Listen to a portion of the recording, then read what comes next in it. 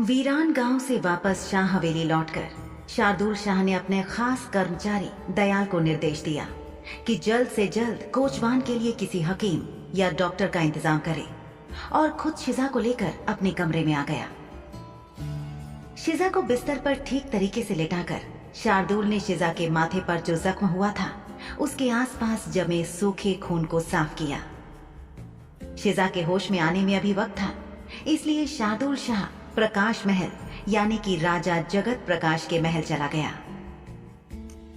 राजा साहब के महल में पहुंचकर शार्दुल ने उन्हें बताया कि परिषद की उम्मीद के विपरीत काले चुड़ैल जोर शोर से विध्वंसकारी कामों में लगे हुए थे और अपने इस मकसद को पूरा करने के लिए किसी भी हद तक जाने को तैयार थे।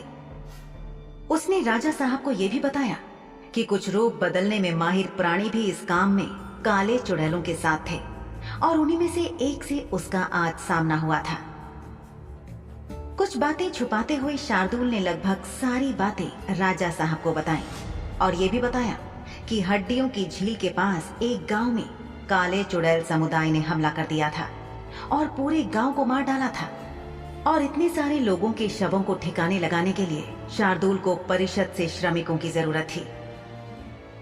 राजा जगत प्रकाश ने बहुत ध्यान से शार्दुल की सारी बातें सुनी और उसके बाद वो चिंतित हो गए। फिर बोले, मुझे वाकई आश्चर्य हो रहा है कि इतना कुछ हो गया और किसी ने भी परिषद भवन में आकर शिकायत नहीं की, किसी ने कोई सूचना नहीं दी। मैं कल कुछ पार्षदों को लेकर खुद उस गांव का दौरा करूंगा और सारे जरूरी इंतजामात कर दूंगा। शार्दुल शाह ने राजा साहब को आगे बताया, बहुत से लोग ऐसे थे जो उस गांव के निवासी नहीं थे, लेकिन भटकते हुए या फिर किसी प्रलोभन में फंसकर उस गांव में पहुंचे और फिर मारे जाने के बाद लाश बनाकर गांव के बीचों बीच एक इमारत में पहुंचा दिए गए। उन लाशों में एक शव किसी शुद्ध खून वाले पिशाच का भी था। ये सुनते ही राजा साहब विचलित होकर बोले, कितनी शर्मनाक बात है। क्या उन लोगों ने तुम्हें बताया कि वो ऐसा करने में सफल कैसे हो गए? शार्दुल ने जवाब में कहा, उनके पास थूक घास से बनाई जाने वाली विशेष औषधि थी जिससे किसी भी पिशाच का दिल संक्रमित करके भ्रष्ट किया जा सकता है। वैसे मेरे ख्याल में उनके पास वो एक ही औषधि की शीशी थी, क्योंकि वैसी दूसरी कोई शीशी मुझे वहां नजर नहीं आई। शार्दुल राजा जगत प्रकाश के चेहरे के भावों से समझ सकता था कि उनके मन में ये विचार चल रहा था कि उन चुड़ैलों ने शार्दुल शाह के ऊपर वो औषधि प्रयोग करके क्यों नहीं देखी। क्या वो वाकई इतना शक्तिशाली था कि उस पर हमला नहीं हुआ या वो झेल गया? इस बात को समझकर भी शार्दुल ने ना तो इसका खंडन किया और ना ही इसके पक्ष में कुछ कहा, क्योंकि कुछ विवरण ऐसे थे जो वो अपने तक ही सीमित रखना चाहता था। राजा जगत प्रकाश ने शार्दुल से पूछा, क्या उन काली चुड़ैलों ने तुम पर उस औषधि का प्रयोग करने की कोशिश नहीं की? वैसे तुम इस वक्त ठीक ठाक मेरे सामने बैठे हो, इसका मतलब अगर उन्होंने प्रयोग किया भी होगा तो उस औषधि ने तुम पर कोई असर नहीं किया। राजा साहब शार्दुल के दिल के भ्रष्टाचार के बारे में जानते थे। वैसे ऐसी बहुत सी चीजें थी जिनके बारे में वो जानकारी रखते थे। कहा नहीं जा सकता था कि आखिर उन्हें ये सारी जानकारी मिलती कहां से थी। निश्चित रूप से वो आदमी उतना आलसी था नहीं जितना उसके बारे में कहा जाता था, क्योंकि वो हवेली और महलों में होने वाली चाय पार्टियों में अपना समय बिताने के बावजूद लगभग सारी बातों के बारे में जानकारी रखता था। शार्दुल के हृदय के भ्रष्ट होने के बारे में बहुत ज्यादा लोग अभी नहीं जानते थे। उसने राजा से कहा, यह अजीब है लेकिन ऐसा हुआ। मुझे लगता है कि भ्रष्टाचार मुझ पर काम नहीं करता है। राजा साहब बोले, अगर ऐसा है तो ये अच्छा है। हम सभी जानते हैं कि उनका लक्ष्य सबसे पहले शुद्ध खून वाले पिशाच परिवारों को नष्ट करना है। जिस रफ्तार से काले चुड़ैलों ने अपने काले मंसूबों को अंजाम देने के लिए उल जुलूल हरकतें करना शुरू कर दिया है, मैंने पूर्व से लेकर उत्तर और मध्य पश्चिम तक हर क्षेत्र की सुरक्षा बढ़ा दी है। पहरेदारों से कहा है कि रात के साथ साथ आज सुबह और ढलने से कुछ पहले से पहले तक भी गश्त करते रहें। हाकिम और गांव के प्रमुखों और मुखियाओं को संदेश भिजवाया जा चुका है कि कोई भी व्यक्ति या चीज जो उनके गांव में हो और जिसे देखकर उनका शक जागे, उसके बारे में सीधे पहरेदारों को और परिषद को सूचित करें। लेकिन जब बात उस रूप बदलने में माहिर बहरूपिये की आती है तो हमें बहुत सोच समझकर कदम उठाना पड़ेगा। परिषद में सबको आगाह करने का मतलब होगा कि हम जाने अनजाने उस बहरूपिये को भी आगाह कर देंगे। ये बहुत नाजुक मसला है और हमें हर कदम फूंक फूंक कर रखना पड़ेगा। न जाने क्यों पर मुझे ऐसा लग रहा है कि चुड़ैलों के दिमाग में एक और बड़ा नरसंहार करने की खुराफात चल रही है। शार्दुल ने राजा साहब को जानकारी देते हुए बताया, दरअसल काली चुड़ैलों के अनुसार बहुत साल पहले उनकी सारी काली शक्तियां छीनकर सील कर दी गई थी। उन शक्तियों को सील करने की प्रक्रिया क्या थी और उन्हें वापस कैसे खोला जा सकता है, ये सब कुछ चर्म पत्रों में लिखा गया था। काली चुड़ैलें आजकल उन्हीं चर्म पत्रों की तलाश में हैं, क्योंकि उन्हें विश्वास है कि उनकी शक्तियां उनसे गलत तरीके से छीन ली गईं और अब उन शक्तियों को पाने के लिए वो कुछ भी करने पर आमादा है। हड्डियों की झील के पास वाले गांव में उन्होंने जो नरसंहार किया है उसका कारण भी यही है कि वो उन शवों की मृत ऊर्जा का प्रयोग अपने काले जादू के अनुष्ठान में करना चाहती हैं और कुछ निचले दर्जे के पिशाचों की बलि भी देना चाहती हैं। ये सुनते ही राजा जगत प्रकाश का चेहरा उतर गया और उनके चेहरे पर गहन चिंता के भाव उभर आए। एक गहरी निश्वास छोड़ते हुए राजा जगत प्रकाश बोले, ये काले चुड़ैल समुदाय के लोग निकृष्टतम प्राणी हैं। जिस पल तुम्हें लगता है कि उनसे पीछा छुड़ा लिया है, उसी पल ये न जाने कहां से फिर लौट आते हैं। न जाने कैसा प्राणी समुदाय है कि एक को खत्म करो तो उसके बदले 100 लौटते हैं। शार्दुल, तुम्हें बहुत संभल कर काम करना होगा। अपनी हिफाजत के साथ साथ तुम्हें इनके गंदे मंसूबों को भी असफल करना होगा। शार्दुल ने इस बात पर बहुत ज्यादा दिमाग नहीं लगाया कि राजा जगत प्रकाश उसे क्या कह रहे थे, बल्कि उसने राजा साहब से कहा, चुड़ैलों के समुदाय का पीछा करते समय एक बात ख्याल रखने लायक होती है, और वो ये कि एक तो ये अपने आप में खतरे भरा काम है, क्योंकि वो लौट कर आते हैं और हमला जरूर करते हैं। लेकिन एक नई समस्या ये है कि आप अगर चुड़ैलों के पीछे जाएंगे तो कहीं ना कहीं आप किसी न किसी चुड़ैल शिकारी का भी ध्यान आकर्षित कर लेंगे जो आपके पीछे पड़ जाएगा। हालांकि कुछ चुड़ैल शिकारियों को परिषद के द्वारा भी काम पर लगाया गया है, लेकिन ये प्राणी मददगार होने के बजाय कुछ न कुछ उल जलूल हरकतें करके आपके लिए मुसीबत ही लाते हैं। शार्दुल ने आगे कहा, राजा साहब, आप तो जानते ही हैं कि जो भी हालात पैदा हुए हैं उनकी वजह से बुशरा को अपना गांव छोड़कर जाना पड़ा, और अब कुछ समय तक वो छुपकर ही रहेगी, खुले में नहीं आ सकती है।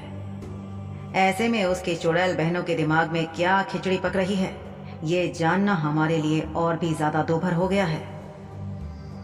शार्दुल की सारी बात सुनकर उसे सावधान करते हुए राजा साहब बोले, बाकी सब कुछ अपनी जगह ठीक है शार्दुल, लेकिन मैं अपने एक विश्वसनीय साथी का कटा सिर देखने का बिल्कुल भी इच्छुक नहीं हूं।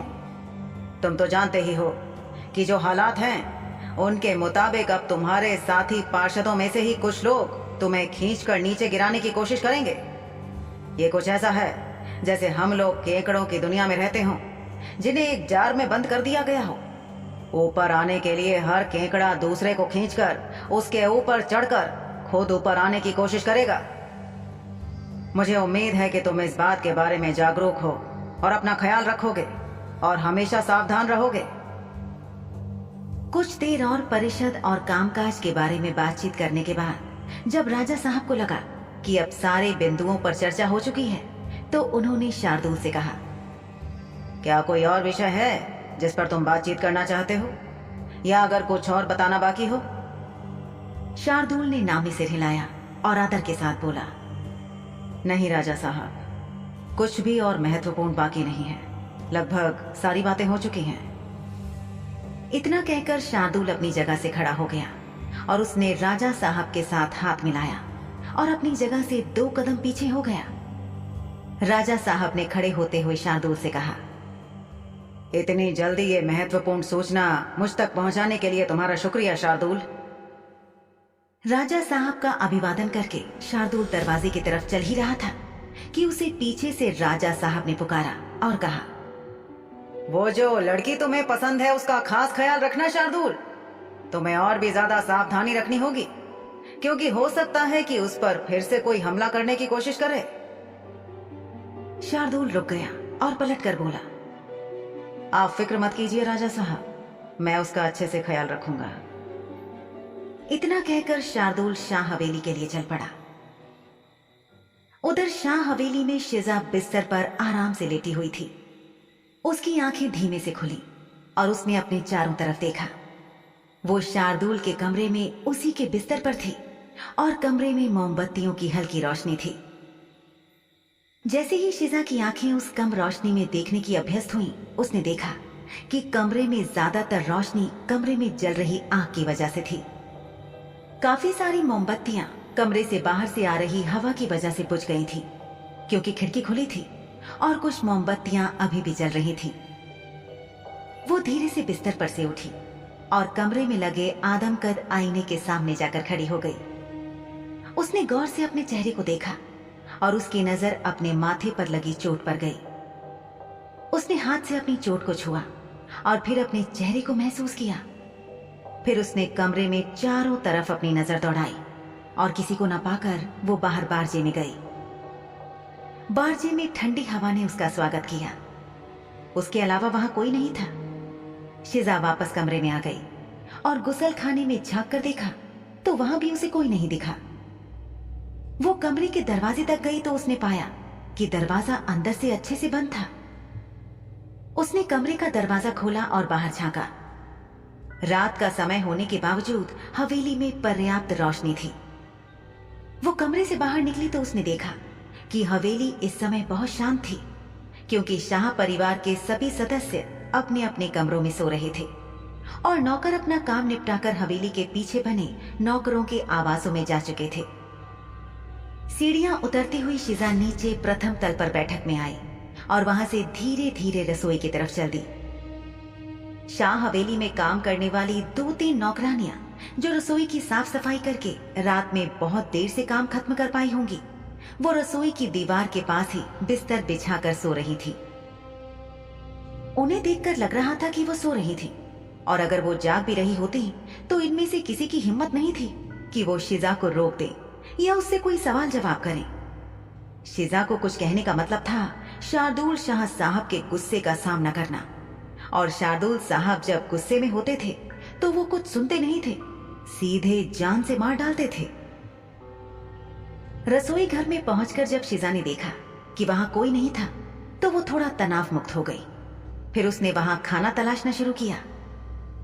शिजा रसोई घर में सावधानी से बर्तन उलट पलट कर देखने लगी। वो शोर करके किसी को जगाना नहीं चाहती थी। कुछ देर तलाशने के बाद उसे चूल्हे के विपरीत दिशा में एक बड़ी सी मेज पर कुछ ढके हुए बर्तन नजर आए। शिजा ने पास जाकर एक बड़े से पतीले का ढक्कन हटाया तो देखा कि उसमें सालन वाला गोश्त था। उसने झुककर एक गहरी सांस लेकर सालन की खुशबू को महसूस किया। उसके मुंह में पानी आ गया। उसे देखकर किसी को भी लगता कि शायद उसे भूख लगी होगी, क्योंकि जब वो शार्दुल के साथ सुरमे की महफिल में गई थी तो वहां उसने ठीक से कुछ भी नहीं खाया था। लेकिन वो इस वजह से खाना नहीं तलाश कर रही थी। शिजा ने चोर नजरों से चारों तरफ ये देखने के लिए अपनी गर्दन घुमाई कि कहीं कोई रसोई के आसपास तो नहीं है और उसे देख तो नहीं रहा। फिर शिजा ने अपने चेहरे और माथे पर लगी चोट के दर्द के बावजूद अपना मुंह खोला और अपना हाथ अपने मुंह के अंदर डालकर अपनी सबसे अंदरूनी दाढ़ों के पास से एक छोटे चमड़े की पुड़िया बाहर निकाली। इस पुड़िया में गहरे हरे रंग का तरल पदार्थ था जो थूक घास से बना हुआ था, यानी कि एक विशुद्ध चुड़ैलों की काले जादू टोनों की सामग्री।